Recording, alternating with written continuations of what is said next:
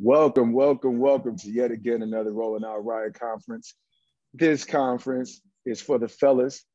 This conference bounds brothers.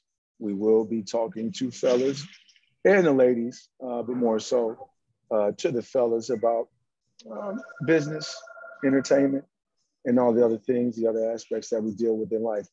Today, you are here with your host, Andre Hill, and I have two cool, young dudes that's really killing it right now in Atlanta entertainment and event management. And you know, if you can kill it in Atlanta in music, entertainment, and event management, you can kill it anywhere because Atlanta is where it starts these days.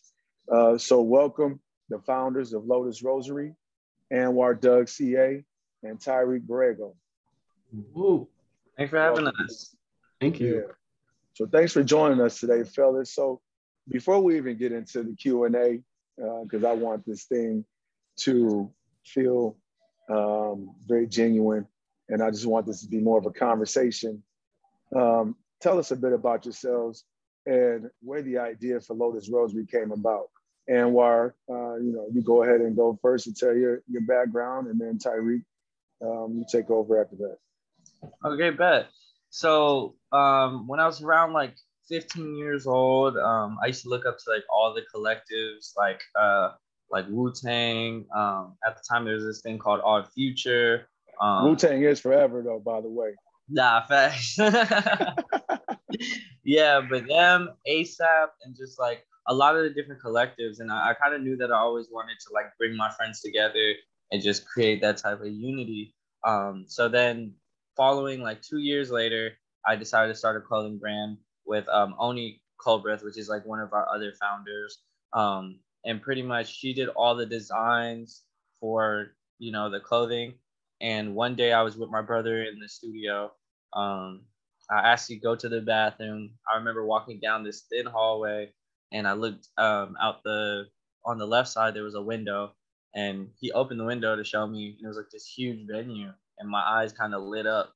And from there, he was like, if you want to use that venue, I'll give it to you for $200. His name was Tashawn. So I was like, $200 to use this huge space. Like in my head, I'm like, what? This is no brainer.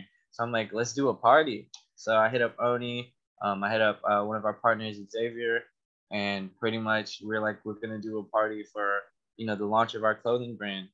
Then as things have progressed, I started to think more on it, and I was like, a lot of our friends are musicians. Why not just let them, perform? Most of our friends do music or something in that form. So we hit up the people we knew were like the dopest performers. We put them on that stage and we just set everything up.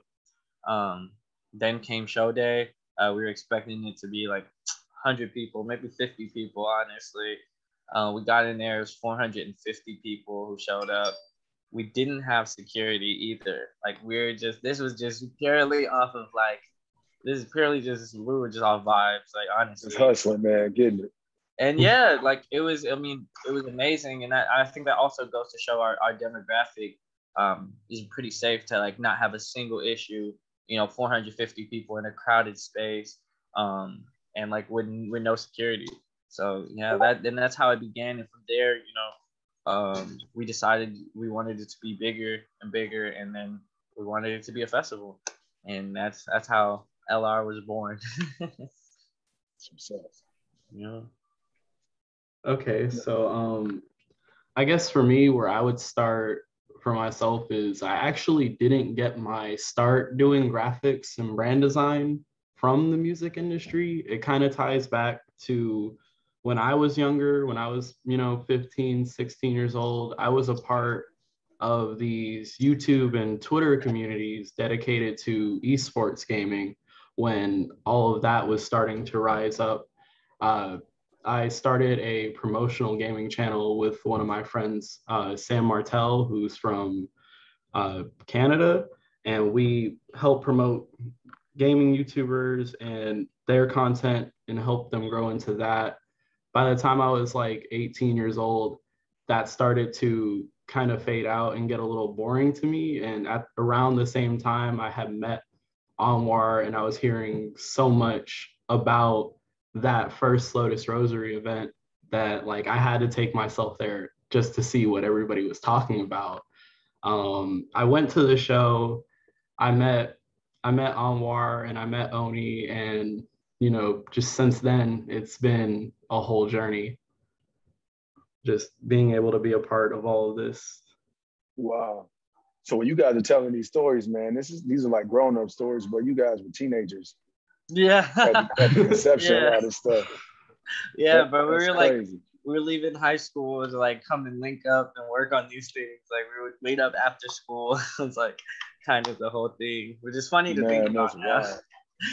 That's wild, man. Wow. That's some real inspiration for the folks who are teenagers that are tuning in with us today. So let's get to the nitty gritty of things. Most of the stories painted about those in the entertainment industry is that their career path started in the streets. You got to be a D-boy, you got to be a street dude, you got to be selling work, whatever, and turn your life around and try to get out. Now I'm a rapper, right? But Anwar, you've been working in the music industry since you were a teenager and literally took on management roles even back then. For the people in the back who are listening, explain how you got started in this at such a young age. Yeah, so honestly, it came from the vision. Like we knew what we wanted from like day one.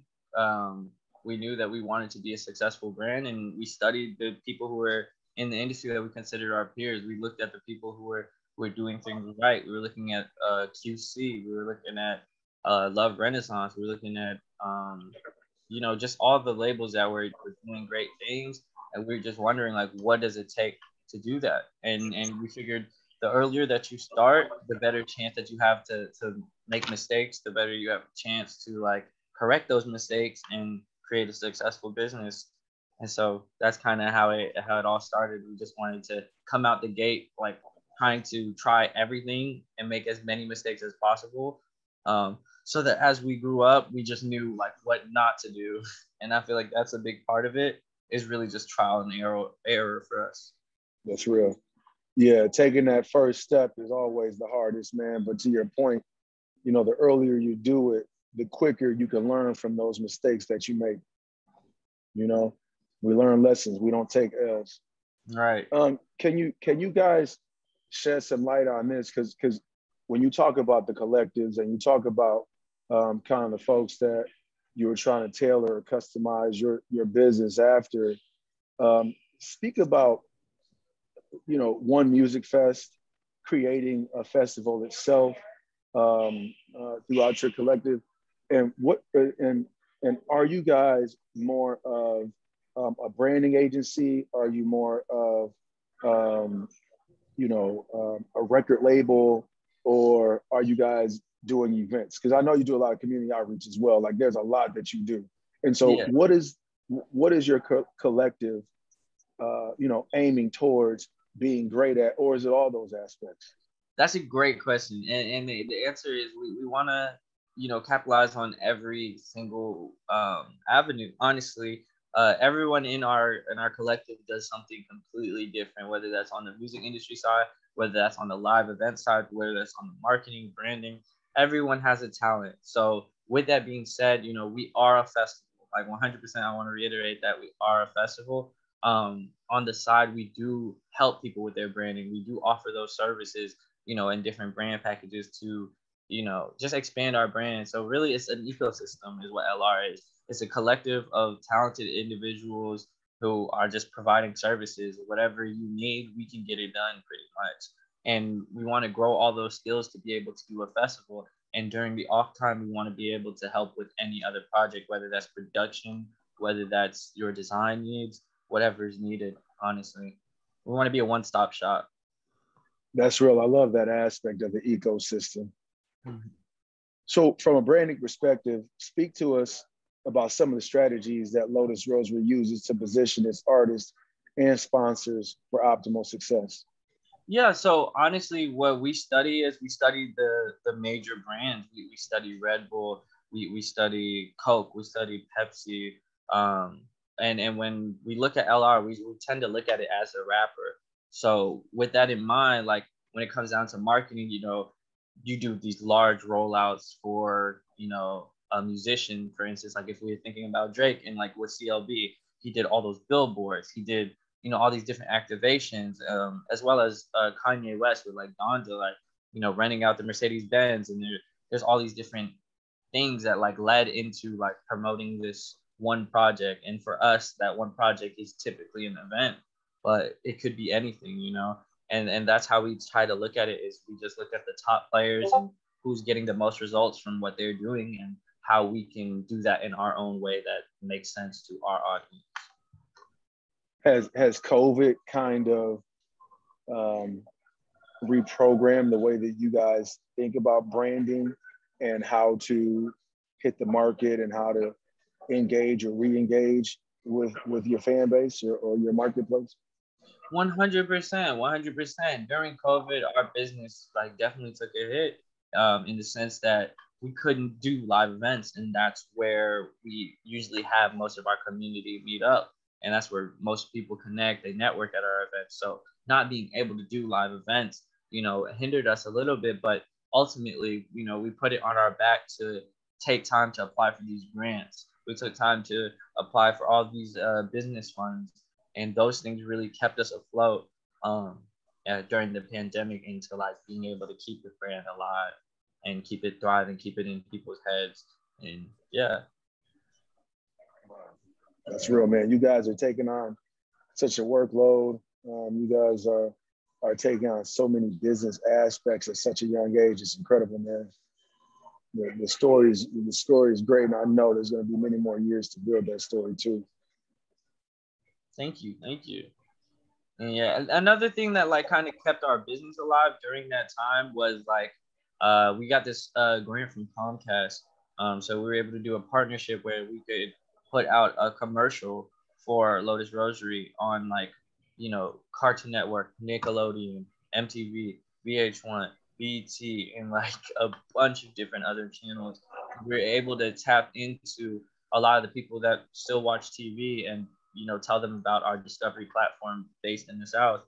And I think that also just kept our brand alive to a certain degree, because we had so many new people just hitting us up, contacting us, like, how can we get involved? Like, I just saw this on TV. And different grants like that just helped support the business are things I really felt like kept the business alive 100%. So talk to us a little bit about that. How were you guys able to get a company like Comcast to provide that bridge for you, or to help you with that gap that you know, could have prevented or hindered your company from growing?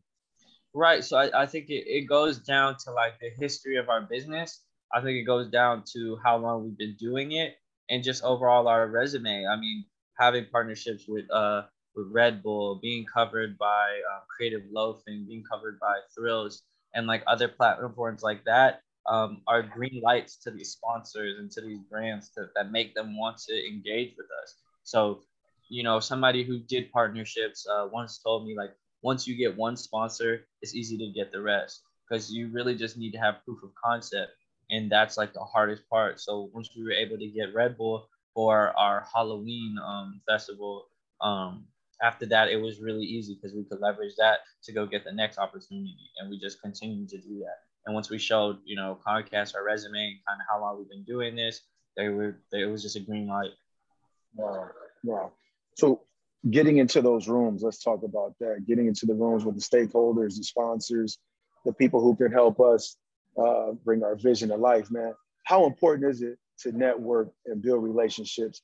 And I want you to talk about it, because you're only 22, and both you and Tyreek have been doing this business in general since you guys were teenagers. So, and I want to hear from Tyreek as well, because he literally created a roadmap for people to be able to build and produce content on YouTube, you know, from an e-gaming perspective. So just talk about the importance of networks and relationships. Yeah, 100%. It's about your network. Like, at the end of the day, going into these conversations when it comes to like Red Bull or anyone like that, they're not looking to have a conversation with someone younger. And you know, when you're trying to have these conversations with someone, they need a point of reference. So it's about who you know that will get you into that room to make that conversation make sense.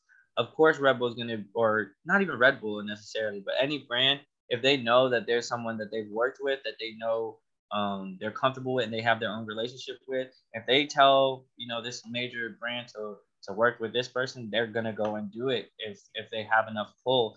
And that's the people that I think more of the youth and others need to like tap in with is that person that's willing to open those doors for them and willing to like just completely vouch for them. But it's hard because you're putting your name on the line with somebody that you may see as younger or as just a kid, and they know how much experience it took for them to get into these positions. So for them to take a bet on you, it takes a lot. And that's why I'm forever grateful to my mentors for even putting me in these rooms, for even showing me these people, So yeah. That's real. What about you, Tyreek? For me, I definitely want to say that I agree that your name and who else's names that you bring into a room can help like ultimately build leverage and even be able to make those kind of conversations possible. For me, with my background being in gaming promotion through the internet, a lot of the connections I was able to make through that were also like very strongly off of like who I am as a person and how I carried myself. A lot of people in that community came from different backgrounds, different countries, different completely different origins and everything like that. And despite who I came across or how big their YouTube channel was or how much potential I would see in them, they'd also see something in me and they'd like my story and what I had to say. And so it's honestly all about respect and how respect goes both ways, to be truthful. If you can convey yourself and carry yourself in a way that like if people want to see you win, they'll help you win. And it's honestly that simple. Key. Hey. What's that, Tyreek? Nah, man, you guys make a good point. I don't think that, especially teenagers and even folks in their young 20s, like I remember when I was a young 20-something, I always valued mentors. But my friends, some of them could have cared less about a mentor. They had this defeated attitude, like, well, nobody's gonna do anything for me. But when you go into that situation like that, what you give is what you get back. Mm-hmm. And when you talk about mentors and you talk about what Anwar was defining what I call sponsors, you can't do anything without them. To me, mentors are those who we use to help us progress, help develop us, tell us what we're doing wrong, tell us what we're doing right, and give it to us in a genuine fashion. Sponsors, they can be mentors as well, but sponsors are those who Anwar was talking about that go to the tables that you can't get into and still talk about you in a positive manner when you're 17, 18, 19 years old, and ask these other folks who are gatekeepers to help pull you in any aspect. And so it's important, like Tyreek was saying, the respect value, right? How you carry yourself. And we ain't talking about you gotta be lame walking into a situation or you can't be cool or whatever. Like people value you for who you are, but don't burn bridges. Mm-hmm. Understand the context around the conversations that you have with people. And make sure that you do what you say that you're going to do. And no matter how old you are, as long as you can do that, I think people will try to do what they can for you. They can trust you. It's about trust. 100%. 100%. Absolutely. Yeah. So with the way that tech and entertainment are blending, how are you guys using tech to become a powerhouse in the entertainment and event space? Right. So I think going back to, when we were talking about COVID, another thing that really kept us alive was we started a virtual performance series. And so with that, we were able to, get some sponsors, some silent partners to back us to create an entire like live stream festival. And so we grabbed some of the artists from our platform and we put them together. We created these amazing sets that you can check out online. Land of the Lotus Eaters, lotusrosary.com. You can see it on there. But pretty much, yeah, we did these virtual festivals, and that got us back hot again. Like during the pandemic, and people wanted to be a part. They were like, oh, there's like this new avenue, and that kept us alive throughout the pandemic, and we just kept stepping up the quality. And yeah, that's how we're like starting to blend tech. And we have a YouTube channel on the way where we're going to just fully capitalize on media and micro content throughout our Instagram, Twitter, everything. But yeah, we have a whole huge rollout we're planning right now. Yeah, shout out to the lotusrosary.com, y'all. Go check that out. Major plugs. So who are the two most influential people in your lives that has helped enhance your success trajectory? Okay. And also, what are the lessons that they've taught you? Okay, so this question is, I would say that off rip, I gotta give credit to my parents, but I want to say more than two, if that's cool, because I gotta say more than two just because it's off respect. But my mom and my dad, they give credit to give the flowers to who is due to right now. I got to. But my mom and dad, you know what I'm saying? My mom and dad, they both came from different countries, first gen American. So coming here, they have a vision for like how everything's supposed to go. My dad being African, you're supposed to be a doctor, or you're supposed to be a tech, or you're supposed to do this, right? So for them to like believe in my dream, which is something that's not traditional, that's like absolutely going against the grain, meant a lot to me, because it took a long time. It took a lot of making proof of concept, but that really helped push me. All the things that they instilled into me. My mom cares a lot about people. That's where like the nonprofit side comes into my business, as well as my dad just always being about his business. And then I feel like the combination of those two things really made me. And beyond my family, I have to give credit to Yusuf. Yusuf, this guy is an amazing person, and he put me in rooms. He said my name in rooms that I don't think that anyone else would have, without a doubt. Like, this man has really helped me. He's really helped our brand grow. I want to give flowers to Shelly and Cam Kirk. They own a studio called Cam Kirk Studios over there, and they are amazing. They've just helped our brand so much, and just giving so much game into like instilling into us and investing into us as creatives, as well as Mitch and KJ. Like, those two, like, they're up here in my head. Like, these guys, they run this creative label management company, Good Energy, out of Atlanta, Georgia, and they manage talents such as Baby Rose, Dominique Haynes, and Dave. And these guys are like, they're the OGs of the game, bruh. And they done taught me so much. So yeah, I just want to give flowers to those people. Thank y'all for teaching me everything I know today. And yeah. That's what's up. Yeah, I definitely know Cam Kirk Studios. That's a major staple in the creative world in Atlanta. Right. Yeah, right. It's dope in there. I've been in there. It's dope in there. 100%. We were lucky enough to be able to collaborate and do their anniversary show together. And we were able to just take over and design the whole studio, along with we made Oni have her own solo exhibition, where she had all of her paintings up in Cam Kirk Studios, and it was like a beautiful moment just for the creative city, And we got some amazing sponsors, IW Harper, to provide like some of the best drinks I've ever had, to the city. But yeah. Yeah, that's real. Yeah, what about you, Tyreek? Are you asking for the people who inspire me the most as well? Yeah. I would definitely have to put my mom in that conversation. May God rest her soul. Mama. But my mom was, single-handedly the hardest working person that I've ever met.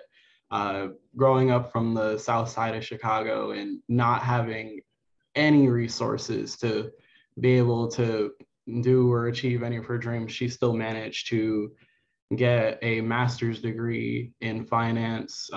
She was a certified minister, and she even wrote a very lengthy novel about her life, as well as another story that she had published.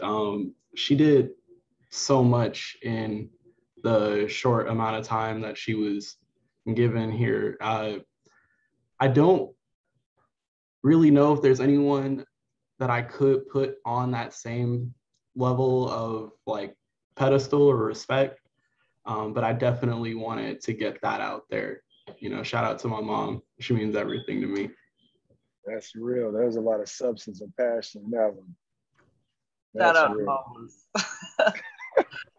Shout out to my mom too, man. Y'all. I'm about to shed a tear. Hey, that's what's up, man. Wow, you guys are definitely ahead of your time for two 22-year-olds to speak the way you guys do. I know the future is going to be great. Thank you so much. Yeah. So, Tyreek, as a designer, how do you stay current on the style trends of today? Are there any specific websites you look at, publications, you know, whatever? Like, where's the influence coming from? That's a good question. I take my influence from a lot of places. As I stated earlier, I have a background doing design and promotion from the gaming community that has since translated into this music, concerts, live events, spectacle. But for me, how I stay on current styles and trends is just by being able to keep in touch with the design and art community as a whole, rather than the niche of digital art just specifically within the music space. Because in the music space, there is a design community of itself. You know, people who make cover arts, people who make album rollouts, and you know, mixtape designs, artist logos, and everything like that. But having been through other communities and working in other industries, I've been able to meet the artists and designers of those places as well. People who do their artwork and their art styles just all around the world, that I met through communities on Twitter and Reddit and Dribble. Helps me find inspiration and critique for anything that I do create from people coming, whether they come in or out of the music space, whether they live in or out of Atlanta or the United States. I have people that if I show them a concept that I'm working on, if they can tell that not only is it dope, but it also makes sense to what we're doing. You know, if I make a teaser for an event and it's this 3D composition with a whole environment and animation, and for them to still understand that that is a promotional piece for a concert in one city, tells a lot to me before I bring it to, you know, bring it back to this community for them to see, for them to enjoy, and actually promote the project that we're working on. You know, basically, you know, if it makes sense all the way out there, then chances are the people here are going to like it too. So you kind of use this greater virtual community as a soundboard. Essentially. Okay. So typically you may not even be inspired by a certain someone, but you allow like your culture, you allow your community to tell you if they think something is cool that you make drum up in your head. Right. Okay. That's real. Yeah. That's real. It seems to be working successfully. I'm sorry, what was that? I said it seems to be working successfully. My bad, Anwan. No, you're all good. You're all good. I was thinking that's crazy the way you said it with like the soundboard. Like I never thought about it like that, but that's actually really, really unique and a good way to put it. Yeah, same here. I honestly like kind of jumped past that. I didn't realize how solid of an answer that was. Thank you for that. No, I'm just a little older. I know how to state things a certain way. That's all. Yeah, I love that. I love that. So this question is for both of you. What two brands inspire you the most and why? You can go ahead, Tyreek. You want me to start on this one? Yeah. Okay, so being that our company is a live events company, and like I said in my previous answer, I like to find my inspiration from sources outside of what I'm promoting or catering to, and seeing what kind of elements I can give or take and bring into that, and to be able to make something new and fresh. The two live event companies that I gain most of my inspiration from are Faze Clan. They're the premier esports team for just all things gaming, Call of Duty, Fortnite, Forza, etc. They're some of the greatest to do it. They have they have tens of millions of subscribers on their YouTube channel. It's a team of competitive gamers who all work together in unity and compete against other teams at live events. As well as my second mention would be a live event company that I personally don't look too much into anymore, but I grew up on and I was very fond of, and that would be the WWE. I just feel as like, as a sports entertainment company, as a live events company, everything they have is so branded down to the chairs that they let you keep at the events. The signs on the bathrooms, the signs in and out of the venues. If you've ever been to one of their tapings before, everything you could possibly think of has a purpose, has a design, and it all comes back and ties into that brand. That's just really that has been very inspiring to me pretty much since the beginning of all of this. It's something that I've strived for with our brand and our aesthetic, to the point where, like, whether you are a fan of this or not, you can see and tell what it is just by seeing it on, an ad on the bus or on a billboard, or even just like slapped on a telephone pole somewhere. It just that's all major. comes around and makes sense. Right. That's major though. Like you're even receptive to the fact that the WWE, they were pipelining us as kids, probably going back to our parents. Not all. I don't know about my parents, but but it's nuts that you were that receptive to that, and that's what like helped inspire you from a branding angle for your own business. I If think it helps, when I was a kid, I wanted to make the stage graphics for the entrance ramp of the events. That was kind of like my dream job. And, but finding myself in concerts, I could do stage graphics here as well. So. Wow. Yeah, that's amazing. That's amazing, honestly. And I think for me, the two brands that kind of I look to for like a lot of inspiration would have to be Coachella, and I would say Lyrical Lemonade. I think that those are two of the best brands at what they do. Coachella being like, the inspiration, like we want to be bigger than Coachella. Like that's just the goal. The goal is to have Coachella that we can tour around the world, with massive amounts of people, and create, a free, experience to some degree, as well as like Lyrical Lemonade. They produce content in terms of like music videos, but they also have their own festival, and they're just known for their creative direction, really.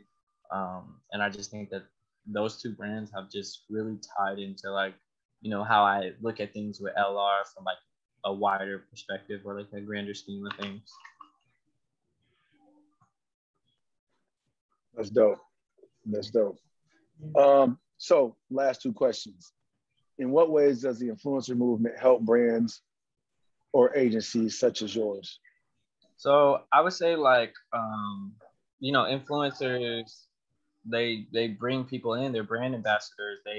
People want to know what the cool kids are doing in the social media era. So with that in mind, like using these influencers to bring people into these spaces can turn, you know, any business like into a lot of profits just off of, you know, interest. You know, everybody's trying to hop onto the cool factor or the it factor, and that's what sponsors look for. They look for what's the next big thing. They look for what has the most potential, and they usually scale those things by who's involved. They scale those things by, like, you know, people want to trust something that they see, you know, a major face attached to. That's why, you know, they use celebrities for advertisement, because somebody would trust a rapper saying something on a commercial that they know nothing about. If they're selling insurance, like if, you know, if Shaq's selling insurance, people love Shaq. They're gonna go get that insurance. Right. It's like the same logic. It's just marketing and brainwashing, but ultimately, yeah. I think it has a huge impact. That's real. So what is the vision of the growth for Lotus Rosary brand? So the vision is ultimately to become a touring festival, and be able to cultivate these creative communities across the world, and be able to just connect everyone. You want to be able to, you know, bring people from Atlanta, you know, all the way across the country, maybe to China for like a pop-up shop, you know, and just like link different communities from different backgrounds, and be able to, you know, create these just massive experiences from, you know, just connecting people. And that's the goal, really, is just to broaden the network and take it on the road. Nice. I can't wait to see it. Yeah, thank you for having us, Andre. Yeah, man, fellas, I really appreciate this, man. You guys shed a lot of light on things. You guys spoke very well from the youth perspective about business, branding, entertainment. Rolling out, we're doing the Peace and Purpose Conference soon, and I definitely want to bring the ladies on board from LR to discuss some more things and expand on these conversations here. So thank you to our viewers today for watching us. We appreciate it. From Andre, we're out. Peace. Take care. Thank you.